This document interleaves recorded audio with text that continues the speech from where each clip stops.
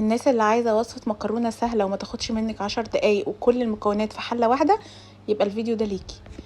احلى طبق مكرونة بالسجق بالخضار هتعمليه في 10 دقايق بس. تعالي بقى اقولك الطريقة. الحلة بتاعتك حطي فيها معلقتين زيت كبار، بعد كده انزلي بالخضار. انا هنا كان عندي طماطم، بصل، فلفل حامي وفلفل اخضر عادي. بدأت اقلبهم كده كويس اول ما الزيت سخن. بعد كده كان عندي نص كيلو سجق، قطعته كده مكعبات كبيرة وبدأت انزل على الخضار بتاعي. انا عايزه الخضار يدخل في السجق بس ايه بالراحه علشان السجق ما يتكسرش منكم. بعد كده حطي التوابل بقى اللي انتي حباها، فلفل، كمون، كزبره، توم باودر، بصل باودر ومكعب مرقه دجاج، وقلبي كده كويس.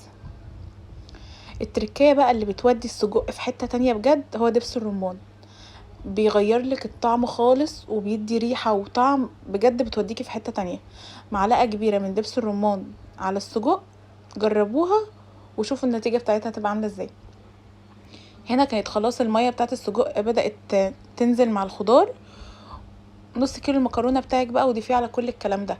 المكرونه طبعا على حسب اختيارك، انا هنا حطيت مكرونه صغيره، انتي طبعا تقدري تحطي المكرونه اللي انتي حباها. قلبت كويس لحد ما المكونات دخلت في بعضها. بعد كده معلقتين صلصه كبار على كوبايتين ميه وبدات انزل على الخليط بتاعي. لازم الميه تغطي المكرونه من فوق زي ما انتوا شايفين كده، ان المية بتاعتي غطت المكرونة خالص. سبتها 10 دقايق بقى على نار متوسطة. بعد كده فتحت عليها، قلبتها تقليبة كده زي ما انتوا شايفين، كانت خلاص هنا داخلة في السوا.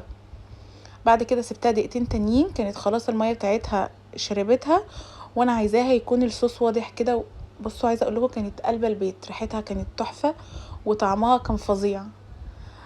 كانت كل حاجة استوت، الخضار مع السجق مع المكرونة والميكس دخل في بعضه، ودبس الرمان بجد وداها في حتة تانية، لازم تجربوها.